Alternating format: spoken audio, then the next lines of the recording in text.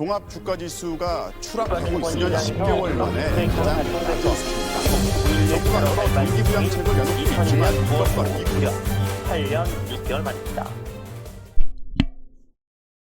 안녕하세요. 현실주의자입니다. 현재 여러분 주말은 잘 보내고 계신가요? 제가 어제는 좀 일찍 잤습니다. 오늘은 이제 4월 27일에 증시를 알아볼 건데요. 무디스랑 IMF 등 이제 신용평가기관 그리고 금융기관들이 한국을 호평하고 있습니다. 저는 모든 행동에는 다 이유가 있다고 생각해서 왜 이런 얘기를 하는지 조금 알아보려고 하고요. 그 다음에 북한 병고 시에 한국 증시가 어떻게 될지 한번 짚고 넘어가겠습니다.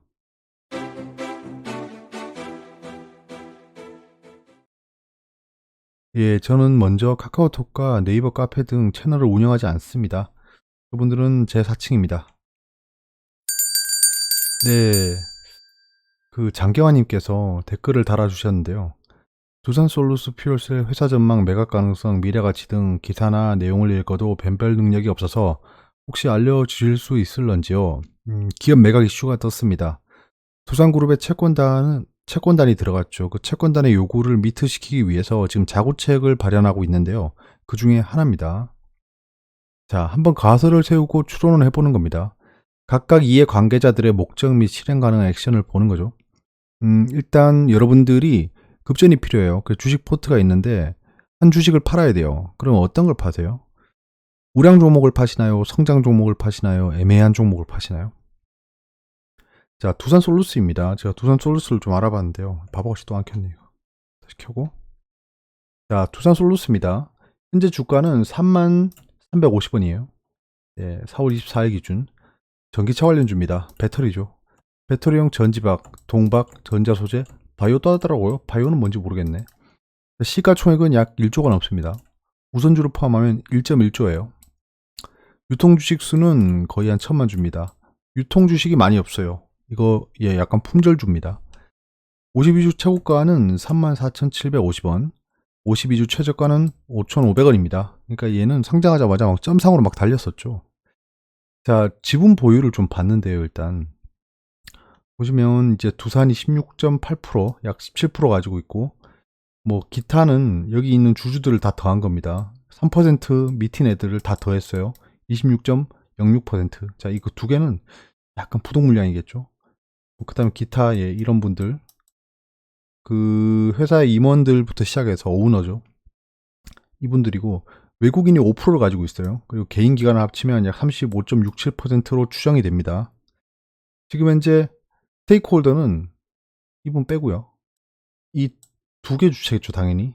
거의 뭐 이 정도는 부동 지분이니까. 자, 그러면 지금 현재 유통 주식 수를 얘들이 가지고 있는 건데 외국인의 지분이 높진 않아요. 높진 않습니다. 자, 그러면 지금 현재 시장은 약 1조 2천억을 기대하고 있습니다. 그러니까 뭐 사모펀드라든가 또는 이 기업을 매수하려는 주체가 지금 현재 협상을 벌이고 있다는데요. 1조 2천억 정도 되는 것 같습니다. 근데 그룹은 1조 5천억 주문 받아야 되지 않느냐라고 얘기하고 있습니다. 그러면 갭이 약 3천억입니다. 시장이 희망하는 주가가 약 32,000원이에요. 환산해보면. 기업이 희망하는 주가는 4만원대입니다. 자, 그러면 여기서 한 가지 유추해 볼 수 있는 게 있죠. 이 매수를 타진하고 있는 회사는 이 기업에 대해서 정말 빠삭하게 알아봤겠죠. 우리랑 비교가 안 될 정도로 엄청나게 자세히 알아봤을 거고, 매각하는 기업도 굉장히 정보를 많이 줬을 겁니다. 그래서 타진한 가격이 이거라는 거예요.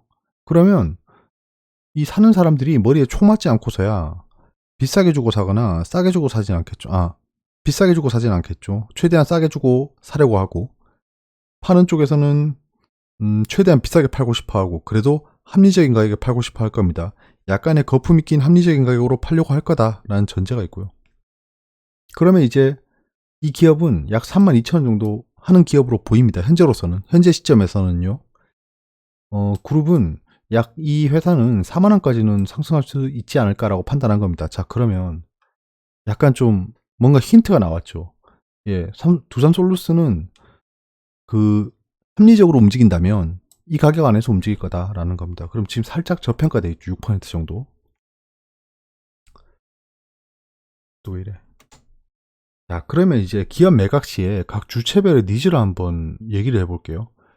이 이해 당사자들이 매각 주체가 있을 거고, 채권단이 있을 거고, 매수 희망자가 있을 겁니다. 자, 이 주체들이 주가에 대해서 어떻게 생각할까요? 자, 매각 주체는 시총 및 주가 가치가 높았으면 좋겠음이라고 생각하겠죠, 당연히. 채권단은 이제 이 약간 워크아웃을 막아주기 위해서 공적 자금을 대는 겁니다. 최대한 비싸게 팔려서 명분이 좀 발생했으면 좋겠죠. 자기들이 돈을 대주는데 얘들이 최대의 자구책을 발휘해서 이 돈, 그러니까 이게 약간 좀 매칭 기금이라고 보시면 돼요. 매칭 기금이라고 하면 그게 뭐냐면 내가 1이라는 만큼의 돈을 대면 상대편이 2를 대는 겁니다. 그러니까 채권단이 1조 6천억 정도의 지원을 했다고 하죠. 그럼 상대편도 1조 6천억 정도는 알아서 마련해 와라 이겁니다. 일방적으로 돈을 주면 안 되겠죠. 애들도 구조조정을 하든가 뭔가 자구책을 발현해야겠죠. 매수 희망자입니다. 이 기업에 대해서. 시총 및 주가 가치가 낮아서 협상이 좀 유리했으면 싶겠죠. 나름 합리적으로 가설 세울 수 있습니다. 이 정도는. 자, 그 다음에 언론에 대한 분위기의 입장이에요. 자, 매각 주체는 매수 희망자가 많고 기업 전망이 긍정적으로 비춰졌으면 좋겠다는 생각할 겁니다. 채권단은 긍정적인 뉴스로 도배돼서 채권단의 체면이 섰으면 하겠죠. 매수 희망자는 매각에 대한 인기가 없고 기업 전망도 좀 어두웠으면 좋겠죠. 그래야지 좀 싸게 살 거 아니에요. 그러니까 현재의 기업의 가치나 잠재력은 어느 정도 있겠지만 현재 언론에 비춰지는 분위기가 좀 안 좋았으면 좋겠다는 생각하겠죠. 그래야 싸게 사니까. 자, 그러면 여기서 실행 가능한 액션이 발생할 겁니다. 자, 매각 주체는 호재 뉴스를 살포하겠죠. 최대한. 야, 이 기업 작살난다 야 이러면서 막 호재를 살포해야겠죠. 매각 희망자를 막 공개하고 싶을 거예요. 야, 이렇게 대단한 애들이 매수를 희망하고 있다. 이 기업은 엄청 인기 좋은 기업이야 라는 얘기를 하고 싶을 겁니다. 그 다음에 대주주가 매입에 나서는 거예요. 지금 현재 유동 물량이 좀 말라 있긴 하지만 그 이해 당사자들 중에 대주주 관련인들이 매수를 하면 공시를 띄워야 됩니다. 그러면 사람들이 그때 즉시 호재로 판단하죠. 이건 저렇게 정보를 많이 알고 있는 내부자가 매수를 시도하는 건 이 기업이 앞으로 더 성장한다, 더 좋은 일이 있다라고 판단해 버립니다. 자, 채권단의 요구가 강하게 들어가고 있다라는 게 계속 어필이 돼야 될 거예요. 그다음에 허투루 돈을 쓰고 있지 않다는 게 계속 비춰줘야 될 겁니다. 그다음 매수 희망자는 악재 뉴스를 살포하고 싶겠죠. 그다음 매각 의사가 없다고 밝혀야 됩니다. 그러니까 A라는 기업이 이 기업을 인수하고 싶어 한다는 기사가 나오면 자기 카드를 까버린 거죠. 그래서 항상 그 매수를 희망하는 사람들도 만약에 비딩을 했잖아요. 비딩을 했는데 이게 언론에 나오지 않길 바랍니다. 그럼 좀 불리해지잖아요. 약간 요런 액션들이 가능하다는 거죠. 그러면 이제 두산솔루스의 가치랑 이 주체들의 움직임을 봤으니까 여기서 한 가지 생각해 볼 만한 게 공매도가 불가능합니다. 그 매수 희망자는 공매도를 엄청나게 치겠죠. 예, 공매도를 엄청나게 치겠죠. 만약에 이 기업을 인수하고 싶어 한다면 공매도를 엄청나게 쳐서 가격을 좀 내린 다음에 자기들이 사서 갚으면 되잖아요. 약간 그런 겁니다. 근데 지금 공매도가 불가능해요. 공매도가 불가능하기 때문에 약간은 좀 파는 사람이 더 유리한 입장인 것 같습니다. 그래서 지금 주가가 계속 오르고 있죠. 이게 제가 M&A 이슈로 말씀드릴 때 얘기했던 포인트인 것 같아요. 공매도 수량과 공매도 잔고량에 대한 건데요. JJ 킴님입니다. 헬릭 스미스 주주인데 공매도가 7만 주나 증가했습니다. 라는 겁니다. 왜 다를까요? 자, 보시면 이런 겁니다. 지금 헬릭 스미스를 보시면 공매도 거래량은 38주가 발생했어요. 그 지표에 드러나는 건. 근데 잔고 수량은 7만 주가 점프했습니다. 자, 신기하죠? 어떻게 이렇게 될까요? 자, 이제 이 질의응답 내용이 있습니다. 그 거래소에 찾아보면 공매도 거래 증가분보다 공매도 잔고 증가분이 더 큰 경우가 있는데 왜 그런가요? 라고 합니다. 투자자가 보유한 공매도 잔고 비율이 상장 주식 수의 0.01% 이상 등인 경우에 투자자는 공매도 잔고를 보고할 의무가 발생한답니다. 그럼 반대겠죠. 0.01%보다 안 되는 사람이 공매도를 했다라고 하면 여기에서 드러나지 않는다는 겁니다. 그러니까 차이가 난다는 거예요. 자, 그러면 추측할 수 있는 게 대충 7만 3천 주니까 7만 주라고 할게요. 7만 주인데 공매도 발생은 38주를 했답니다. 근데 7만 주가 늘었어요. 7만 38주라고 하겠습니다. 7만 38주가 늘었어요. 그러면 이 공매도 7만 주를 실행한 사람은 이 보유 비중이 0.01%가 안 된다라고 생각할 수 있고요. 그리고 여기서 대답을 안 한 게 있는데요. 이건 제가 알아본 겁니다. 그때 금감원이랑 거래소에 알아봤던 거예요. 이 공매도 잔고 수량은 수정이 가능합니다. 수정이 가능해요. 자, 그리고 그러면 야 됐다 그래. 오케이. 이거 다 알겠어. 근데 지금 공매도 금지 기간 아니냐. 근데 왜 자꾸 공매도가 늘어나냐라고 하는데 보시면 공매도 과열 종목으로 지정된 날에 왜 공매도 거래가 있나요? 이건 지금하고 똑같죠. 그러니까 공매도 금지라고 얘기하는 겁니다. LP, 시장 유동성 공급자입니다.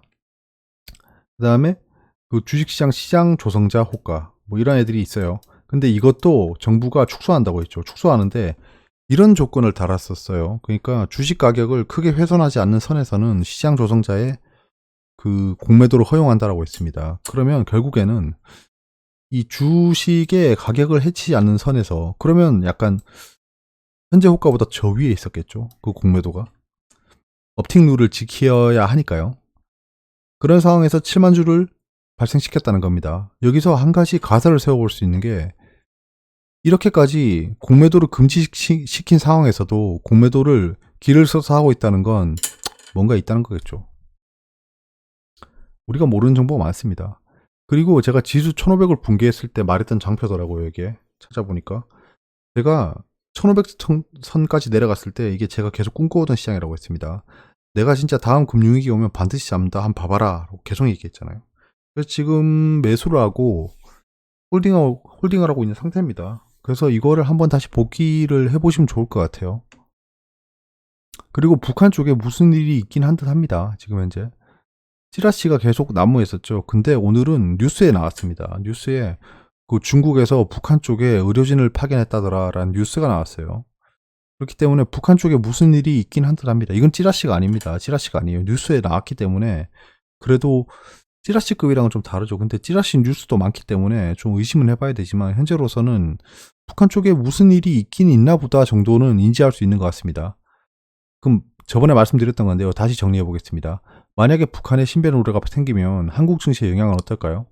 저는 하락한다고 봅니다. 하락한다고 봐요. 지정학적 리스크가 증가해요. 이게 unknown 이슈죠. 그러니까 불확실성이 증가하는 거예요. 새로운 지도층과의 관계를 계속 형성해야 될 겁니다. 미국이건 한국이건 중국이건. 중국은 좀 예외가 되겠죠.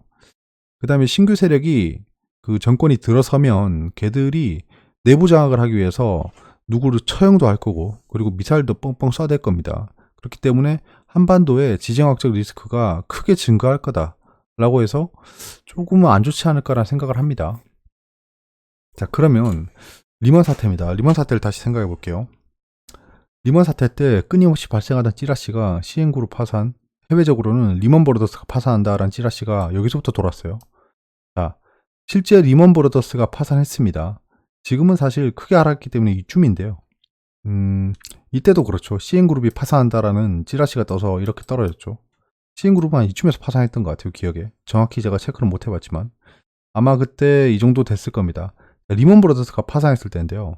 이때 그 주가 흐름을 보시면 이때입니다. 리먼 브로더스 이거 왜 색깔이 왜 이래? 노란색으로 할게요. 리먼 브로더스가 파산했을 때 급격하게 하락했다가 다시 상승합니다. 이렇게 보이시죠? 이게 과거의 사례입니다. 자, 그러면 리먼 브로더스가 파산을 해도 반등이 있더라 정도만 체크해 보시고 만약에 북한에 이슈가 생겨서 하락했다라고 하면 반등을 할 거다. 예. 그때 생각해 보면 될 것 같습니다. 예, 일단 팩트를 보고 좀 결정할 예정입니다. 슬로우 오버 스테디란 말 아시죠? 천천히 가지만 그래도 꾸준히 하는 겁니다. 자, 그리고 무디스가 한국의 큰일 날 뻔했네. 팬데믹 대응이 훌륭하다. 홀륭으로 보이죠. 왜 제 눈에는 저게 훌륭하다. 국가 신용 등급 영향 제한적이라고 했습니다. 자, 내용을 보시면 국제 신용 평가사인 무디스는 한국의 국가 신용 등급에 미치는 영향이 제한적일 거라고 긍정적으로 평가했다라고 합니다. 와, 그럼 이제 한국 증시 떡상하겠구만. 약간 이런 생각이 드시나요? 자, 이거 한번 보세요. 이때 리먼 브로더스 사태 때입니다. 리먼 브로더스 사태 때인데 무디스가 기사를 냈던 거를 한번 제가 체크해 봤어요. 자, 무디스가 그 2008년 7월입니다. 7월인데 이때입니다. 이때. 그러니까 고점부터 이렇게 하락을 했다 치면 이때쯤이에요. 이때쯤에 무디스가 한국의 국가 신용 등급이 현 수준을 유지한다. 지금이랑 똑같죠? 예. 충분히 대응할 수 있는 능력이 있다. 예, 소름 돋죠? 9월입니다. 이때입니다. 무디스가 한국의 외환위기 재현 가능성 없다라고 했습니다. 자, 그 다음 10월입니다. 이때입니다. 이때부터 이때 두 개예요. 10월. 무디스가 국내은행 재무건전성 등급을 하향 조정했답니다. 갑자기. 거의 바닥권이에요. 자, 그 다음에 바닥을 친 다음입니다. 바닥을 친 다음 이쯤입니다. 무디스가 한국 상황 앞으로 더 나빠질 것. 그렇군요. 여기는 플러스 기사고 여기는 마이너스 기사죠. 그러니까 바닥이 오지 않았을 때는 되게 좋게 얘기하다가 바닥이 오니까 나빠질 것이라고 합니다. 자, 그 다음에 반등할 때예요. 반등할 때 무디스가 외환은행의 재무건전성 전망을 부정적으로 하향했답니다. 마이너스죠. 자, 이거 보세요. 그러면 제가 음모론을 싹 빼고 얘기할게요. 음모론이라고 하면 저런 무디스나 IMF 같은 빡대가리들이 전망을 완전 지들 유리한 대로 한다. 지들이 무언가 매집을 하려고 한다라고 음모론을 제가 늘 말씀드립니다. 그거를 배제하고 만약에 이게 아무런 사심 없이 쓴 거라고 하면 진짜 제가 방금 욕할 뻔했습니다. 진짜 머리가 빈 놈들입니다. 머리가 빈 놈들이에요. 전혀 못 맞추고 있는 겁니다. 자, 그런 상황에서 지금 이런 기사를 냈습니다. 자, 그러면 이게 또 앞으로 폭락을 담보한다라고 할 수는 없습니다. 그건 알 수 없는 거예요. 근데 이거를 맹신할 필요는 없다라는 겁니다. 저렇게 얘기하든 말든 그렇구나 정도만 체크하고 넘어가면 될 것 같아요. 자, 이거는 제가 코스피 지수가 최근에 외국인 투자자 기관들이 얘기했던 것들을 정리해봤습니다. 이거 다시 한번 보시고요. 얘들이 어떻게 말해왔는지 진짜 어이가 없죠. 이런 것만 봐도 좀 어이가 없죠. 그러니까 좀 쟤들의 말은 가려드려야 될 것 같습니다. 경계를 극대화해야 됩니다. 진짜 이게 지금 우리가 그 1400포인트까지 폭락할 때 생각해 보세요. 시장이 아수라백작이었어요. 얼굴이 갑자기 바뀌었습니다. 진짜 바닥을 모를 정도로 추락을 했어요. 공포감을 느낀 투자자가 굉장히 많을 겁니다. 심지어 저도 1500선을 내려갔을 때 살짝 원래 제가 혼자 투자했으면 전혀 그 동료가 없었을 건데 제가 방송을 하면서 가고 있으니까 내가 이거 책임 못 질 말을 하고 있는 거 아닌가라는 생각 굉장히 많이 했습니다. 근데 결국엔 그건 기우였죠. 결국엔 지금 1900포인트까지 다시 올라왔습니다. 폭락 논자를 시원하게 먹인 거죠. 네, 이거 왜 넣었지? 이걸 다시 말씀드리면 이렇게 애드립이 계속 나오네요. 슈퍼 예산을 편성했습니다. 지금 정부별로 이 예산의 증가율입니다. 지금 이명박 정부 때 리먼 브로더스 사태가 왔었죠. 그래서 예산의 증가폭이 굉장히 가파르게 상승했습니다. 그 뒤에 주가가 점진적으로 우상향을 했었다라는 거였고요. 지금 현재도 슈퍼 예산을 편성하고 추경까지 편성하고 이번에 중기 지원이나 기간 산업 그 지원을 위해서 40조의 추경이 더 일어났어요. 지금 현재 예산이 거의 550조가 넘은 겁니다. 이렇게 되면 거의 600조에 육박하고 있는 거예요. 그런 상황인데 지금 당장 반영이 되지 않더라도 점진적인 우상향을 불러올 수 있다는 겁니다. 자산의 버블이 발생한다는 거죠. 결국에 돈이 발행이 됐고 돈은 기업으로 흘러들어갈 겁니다. 그러면 그 기업들이 그 돈으로 무지막지하게 성과를 뽑아내려고 하겠죠. 그러면 점진적으로 우상향할 수밖에 없다. 이때까지 통했던 경제 로직으로는 그렇다는 겁니다. 다들 이번 사태는 다르다라고 또 얘기를 하고 있으니까 그거에 대해서 발맞추어 얘기하면 앞에 안 맞을 수도 있겠죠. 하지만 과거에는 이런 예산의 거품이 발생하면 증시는 긍정적인 반응을 보였다 정도로 정리를 하겠습니다. 저는 현재 바이오, 대북주, 정책주를 단기적으로 대응하고 있고 중형 캡 이상의 우량주를 폭락했을 때부터 가지고 있습니다. 그리고 제가 오늘이 아니지 금요일에 그 렘데시비르 관련주인 파미셀을 손절했습니다. 제가 폭락장이 일어나고 비중 축소는 손절이 아니라고 할게요. 왜냐하면 비중을 줄인 거고 제가 다 판 게 아니기 때문에 비중 축소를 한 걸 제외하고는 처음으로 손절했습니다. 손절을 했습니다. 좀 아쉽네요. 그래도 시초가에 바로 손절 안 하고 반등할 때 손절했어요. 그래서 좀 손실폭은 축소했는데 좀 아쉽네요. 비중을 좀 들어갔었는데. 그리고 다행히도 한진칼이 폭등을 해서 좀 무사히 매도를 하고 나왔습니다. 이게 제가 생각했던 시나리오대로 흘러가서 진짜 굉장히 아름다운 매매였어요. 완전 최고점에 팔지 못했지만 그래도 이런 것들이 있어야지 좀 그래도 투자할 맛이 나잖아요. 중요 캡 이상의 우량주가 점진적인 우상향하는 것도 좋지만 좀 단기 투자하는 것들이 예상된 시나리오대로 흘러가서 잘 되면 좋죠. 상승과 하락 시나리오는 계속 생각하고 있고요. 악재와 호재는 지금 현재 북한 회장님의 신변 이상이 가장 큰 블랙스완이 됐습니다. 좀 지켜봐야 될 것 같아요. 장중 루머는 조심하세요. 다음 주에 진짜 루머 작살날 것 같습니다. 현금 들고 진짜 단기 트레이딩 그냥 들어가야 될 것 같아요.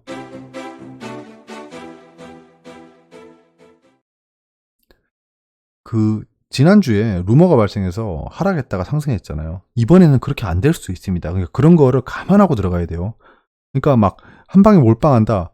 아, 내가 왜 저번에 조금밖에 못 사가지고 큰 반등을 못 먹었을까 이런 생각에 한 방에 들어갈 수 있는데요. 그런 걸 조심하세요.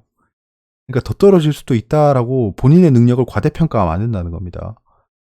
외신입니다. 오일의 불이랑 배열하고 돼 있는데요. 지금 현재 오일이 한 40% 정도 반등했죠. 예, 근데 지금 현재 ETN은 좀 약간 퀘스천 마크입니다. 월요일에 신한 레버리지가 어떻게 되는지 좀 궁금해요, 저는. 예, 만약에 크게 급등하면 팔고 나올 겁니다. 보잉이 수주가 취소됐대요. 별로 안 좋죠. 지금 현재 팬데믹 사태 이후로 항공 산업이 별로 안 좋습니다. 그다음에 인도가 패스트 트랙에 대한 계획이 있다는 건데요. 이렇게 되면 투자에 대한 정책이 바뀐다라고 얘기하고 있는 인베스트먼트 프로포절. 네이버인 그럼 근처에 있는 나라란 건데 그럼 중국 외에 뭐 여러 가지 나라가 있을 거예요. 그런 그 기업들에 대해서 뉴 스크리닝 룰, 스크리닝하는 새로운 규칙을 만들었대요. 지금 중국이 우려하고 있다네요. 약간 이런 것들이 또 투자에 대한 변화를 불러올 수 있겠네요. 영국이 하스피탈에서 병원에서 죽은 사람이 2만 명에 가까이 갔다네요. 지금 유럽 쪽이 별로 안 좋습니다.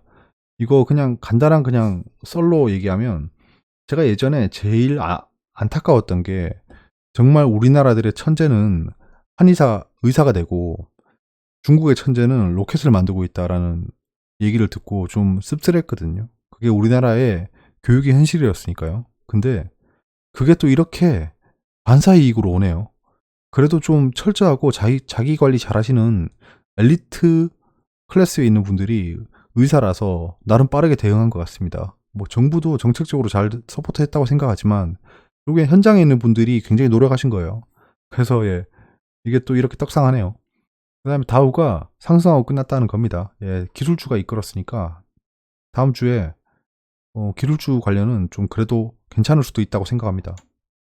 데이터는 좀 안 좋게 나왔죠. 내신입니다. 정부가 40조 원 기간산업 안정기금 보증에 의결했답니다. 보면 항공, 해운, 조선, 자동차, 일반기계, 전력통신입니다. 이 종목들에 대해서는 저번에 알아봤어요. 무디스 얘기는 아까 했던 겁니다. 여기 넣다가 제가 생각이 나서 추가했던 장표였어요. 트럼프 대통령이 살균제 인체 주입이란 발언을 했습니다. 지금 뭐 난리가 났었죠. 그건 목요일 저녁이었습니다. 이 출처가 사이비 단체다. 지금 현재 방향성을 못 잡고 계신 것 같아요. 우리 미국의 수령님께서. 중국이 북한의 의료진 등 대표단을 파견했답니다. 예. 무슨 일이 있긴 있나 봐요. 이게 어떤 소식으로 올지 궁금하네요. 탈북단체가 드론을 띄워서 평양에 전단 1만 장을 살포했답니다. 삐라죠, 삐라. 이거 보고 놀랐는데 이거 아무 일이 없네요. 신기하게. 이거 안 됩니다, 이거. 그 일례로 제가 예전에 들었는 건데 미국 대사관에 돌 던지면 그냥 현행범으로 잡혀갑니다. 예. 거기 다 의경들이 지키고 있잖아요. 애매하네. 예, 글로벌 경제 캘린더입니다. 지금 영국은 뭐 박살이 났고요. 유럽 독일도 박살이 났고 하락을 크게 했죠. 미국은 근원 내구재 수주가 생각보다는 나쁘지 않았다입니다. 그러니까 약간은 조금씩 바닥을 찍었다라는 게 보이고 있어요. 이 지표들을 보면 지난주는 바닥을 찍는 과정이었다 정도입니다. 경제 지표에서. 근데 여기서 다시 악화될 수도 있겠죠. 여러 가지 블랙스완이 있잖아요. 자, 국내 주요 이벤트는 없었습니다. 금요일에. 자, 그리고 미국 임상 종량학회가 다가오고 있습니다. 지금 팬데믹이 다시 확산된다면 저것도 취소되겠죠. 취소가 아니고 연기가 되겠죠.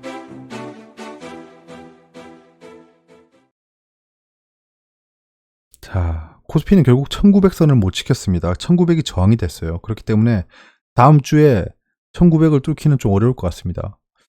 아마 거래량을 크게 동반해야지 뚫을 수 있지 않을까 싶습니다. 금요일 장도 오후에 갑자기 하락했습니다. 이때 하락할 때 보니까 그런 일이 있었습니다. 뉴스가 나왔어요. 북한에 뭐 비행기 움직임이 있다. 약간 이런 뉴스. 그러니까 찌라시가 아니었습니다. 그래도 반등했죠. 역시 비이성적인 하락은 비이성적인 상승을 불러온다가 맞습니다. 맞고 이때 크게 하락해가지고 난리가 났었죠. 진짜 상승하던 종목들 상승폭 다 반납했습니다. 제가 한진카를 팔고 조금 아쉬웠어요. 아쉬움이 조금 있었습니다. 왜냐하면 생각보다 좀 일찍 팔았거든요. 제가 VI 인근에서 팔았습니다. 근데 VI 뚫고 10만원 넘어갔죠.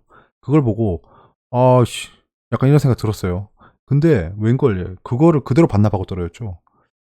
그러니까 이 모르는 거예요. 예. 약간 이게 그렇습니다. 투자자의 탁금 좀 줄었어요. 이제 신규로 유입되는 규모가 점점 세츄레이션 되고 있다는 겁니다. 이렇게 되면 이제 기관 외국인이 슬슬 계획을 세우고 있을 것 같습니다. 개인 투자자 금액이 들어오는 게 좀 줄었구만. 이렇게 딱 생각했을 거예요. 대자 상환은 계속하고 있습니다. 신용자도 지속적으로 늘고 있고요. 이렇게 되면 큰 폭의 하락이 생길 수도 있는 흐름이 됐습니다. 이게 너무 좀 그래요. 왜 이렇게 신용을 쓰시는지 모르겠어요.